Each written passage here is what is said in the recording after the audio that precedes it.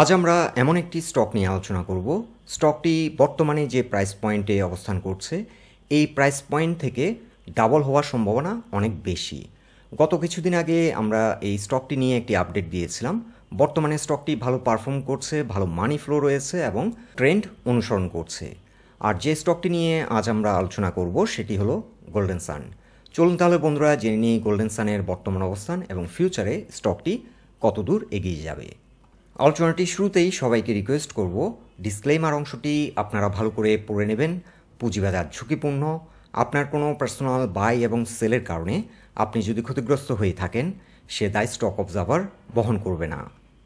Last time golden সান নিয়ে আমরা একটি আপডেট দিয়েছিলাম এবং সেই আপডেটে আমরা জানিয়েছিলাম গোল্ডেন সান একটি গুরুত্বপূর্ণ রেজিস্ট্যান্স পয়েন্ট ব্রেকআউট করার কারণে এই স্টকটিতে সুপার বুলিশ মোমেন্টাম ফর্ম করেছে এবং বর্তমানে স্টকটি হিউজ মানি ফ্লো নিয়ে সামনের দিকে এগিয়ে যাচ্ছে। আজ দিন শেষে গোল্ডেন সান ক্লোজ হলো 25.6-এ। এখন বর্তমানে গোল্ডেন সানের মতো একটি স্টককে কেন আমরা মনে করছি বর্তমানে যে প্রাইস পয়েন্টে অবস্থান করছে এই প্রাইস পয়েন্ট থেকেও ডাবল হওয়ার সম্ভাবনা আছে। তার একটি কারণ হচ্ছে বর্তমানে যে মানি ফ্লো নিয়ে স্টকটি এগিয়ে যাচ্ছে, অতীতে যে কোনো সময়ের তুলনায় এখন হিউজ মানি ফ্লো নিয়ে স্টকটি এগিয়ে যাচ্ছে। গোল্ডেন সানের ক্ষেত্রে যে কয়েকটি বিষয়ে গুরুত্ব সহকারে মাথায় রাখতে হবে সেটি হচ্ছে স্টকটি অ্যাজ লং অ্যাজ 22.6-এর উপর অবস্থান করছে, এই স্টকটির ইমিডিয়েট গন্তব্য হতে পারে 34 থেকে 35। যাত্রাপথে একটা স্ট্রং রেজিস্ট্যান্স ফেস করবে 27.5-এ। আর গোল্ডেন সান বর্তমানে সাইমুলটেনিয়াসলি কয়েকটি প্যাটার্ন অনুসরণ করছে। বর্তমানে স্টকটিতে একটি অ্যাসেন্ডিং ব্রডেনিং ওয়েজ কিংবা এটাকে অনেকেই এক্সপান্ডিং ট্রায়াঙ্গেলও বলে থাকে। সো এই ট্রায়াঙ্গেল প্যাটার্নটি অনুসরণ করছে এবং এই ট্রায়াঙ্গেল রেজিস্ট্যান্সটি ফেস করবে 34 কিংবা 35 প্রাইস পয়েন্টে। এখানে একটি রেজিস্ট্যান্স ফেস করবে, তবে যাত্রাপথে 27.5 কেন এত গুরুত্বপূর্ণ পয়েন্ট। 27.5-এ রয়েছে নেক পয়েন্ট রেজিস্ট্যান্স। এই স্টকটি কিন্তু আরও একটি প্যাটার্ন অনুসরণ করছে, সেটি হচ্ছে বুলিশ বাটারফ্লাই প্যাটার্ন। এটিকে বুলিশ বাটারফ্লাই প্যাটার্ন বলা হয় এবং এই বুলিশ বাটারফ্লাই প্যাটার্নের থিওরি অনুযায়ী তার নেক পয়েন্ট রেজিস্ট্যান্সকে যদি ব্রেকআউট করে ঘুরে দাঁড়াতে সক্ষম হয় তাহলে তার পরবর্তী গন্তব্য হতে পারে 55। বস্তুত যেহেতু সাইমultaneously স্টকটিতে অনেকগুলো প্যাটার্ন ফর্ম করেছে, এই কারণেই আমরা মনে করছি বর্তমানে যে প্রাইস পয়েন্টে অবস্থান করছে এই প্রাইস পয়েন্ট থেকেও স্টকটি ডবল হওয়ার সম্ভাবনা অনেক বেশি। প্রথম যে ব্যাপারটি গুরুত্ব সহকারে দেখতে হবে সেটি হচ্ছে মানি ফ্লো। মানি ফ্লো অতীতের যে কোনো সময়ের তুলনায় বর্তমানে অনেক বেশি মানি ফ্লো নিয়ে স্টকটি সুপার বুলিশ মোমেন্টামের মাধ্যমে সামনের দিকে এগিয়ে যাচ্ছে। সেকেন্ডলি, স্টকটি এখন সাইমultaneously কয়েকটি প্যাটার্ন অনুসরণ করছে। এখানে একটি কাপ অ্যান্ড হ্যান্ডেল প্যাটার্ন সৃষ্টি হয়েছে এবং কাপ অ্যান্ড হ্যান্ডেল প্যাটার্নটি ব্রেকআউট হয়েছে 22.6-এ এবং cup and handle pattern theory অনুযায়ী স্টকটির গন্তব্য হতে পারে মিনিমাম 38। এখন যে পয়েন্টটিতে আমাদেরকে একটু অ্যালার্ট থাকতে হবে সেটি হচ্ছে 27.5। এখানে যেহেতু একটি নেক পয়েন্ট রেজিস্ট্যান্স রয়েছে, এই জোনটিতে কিন্তু একটি সিগনিফিক্যান্ট সেল প্রেশার স্টকটি ফেস করবে এবং এই জোন থেকে কিন্তু রিট্রেস হয়ে কিছুটা নিচে নেমে আসতে পারে। এক্ষেত্রে আরও একটি বিষয় গুরুত্ব সহকারে বিবেচনা করতে হবে হচ্ছে মানি ফ্লো। বর্তমানে যে মানি ফ্লো রয়েছে সেটার ধারাবাহিকতা যদি ঠিক থাকে তাহলে 27.5 এই যে রেজিস্ট্যান্সটি আমরা মেনশন করছি এই রেজিস্ট্যান্সটিকে কিন্তু ব্রেকআউট করতে সক্ষম হবে। হয়তো এই জোনটিতে কিছুটা সময় নিতে পারে।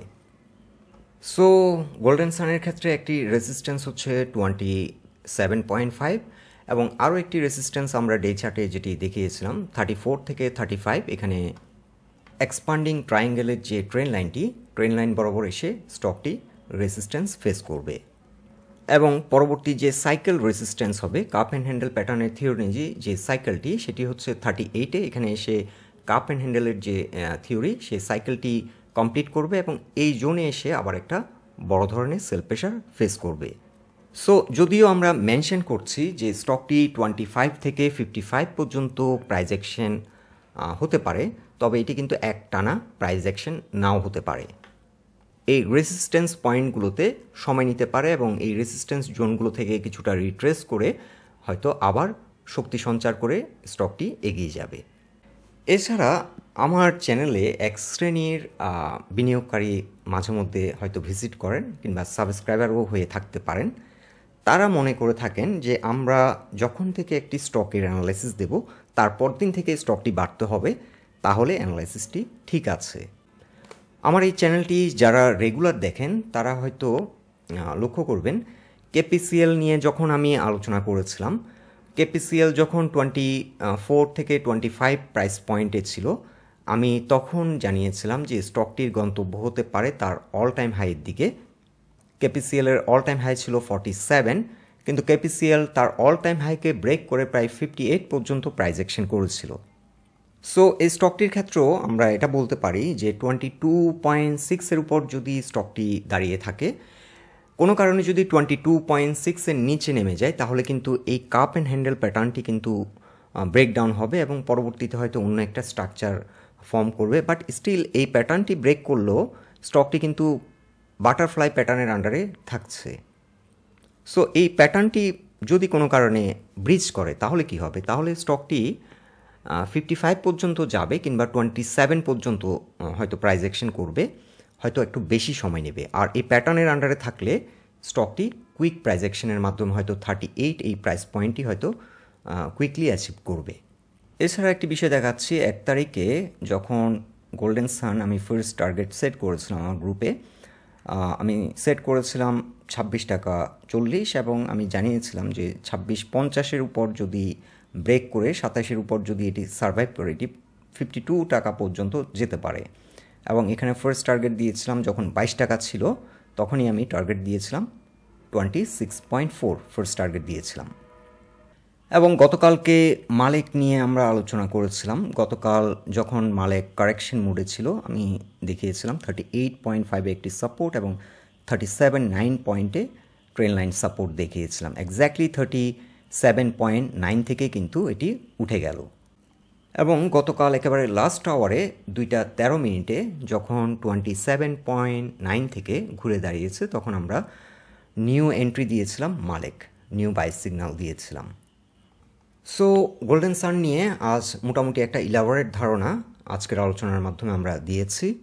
এখন গোল্ডেন সানের কি টেকওয়ে হচ্ছে 27.5-এ একটা সিগনিফিক্যান্ট রেজিস্ট্যান্স ফেস করবে এবং এরপরে 34 থেকে 35-এ এসে আবারও একটা রেজিস্ট্যান্স ফেস করবে। অ্যাট দ্য সেম টাইম এখানে কিন্তু প্রাইস পয়েন্ট লেভেলও রেজিস্ট্যান্স রয়েছে, 31 কিংবা আপ টু 32। এই জোনগুলোতে কিছুটা প্রাইস পয়েন্ট লেভেলও রেজিস্ট্যান্স ফেস করবে। তবে আমরা শুধুমাত্র মেজর রেজিস্ট্যান্সগুলো মেনশন করছি। 38.6 এখানে একটি সাইকেল কমপ্লিট করবে এবং কাপ অ্যান্ড হ্যান্ডেলের যে সাইকেলটি এটি কমপ্লিট করবে 38-এ। আর গোল্ডেন সানের ক্ষেত্রে কি সাপোর্ট লাইন হচ্ছে 22.2 থেকে 22.6। গোল্ডেন সান যদি তার নেক পয়েন্টের মধ্যে কাম ব্যাক করতে সক্ষম হয়, তাহলে গোল্ডেন সানের গন্তব্য হতে পারে আপ টু 55। বন্ধুরা, গোল্ডেন সান নিয়ে এটাই ছিল আজকের অবজারভেশন। আপনাদের যদি কোনো গুরুত্বপূর্ণ মতামত কিংবা প্রশ্ন থাকে, অবশ্যই আমাদেরকে কমেন্ট বক্সে জানাবেন। সবাই সুস্থ থাকুন, ভালো থাকুন। আমাদের সাথে থাকার জন্য আপনাদের অসংখ্য ধন্যবাদ।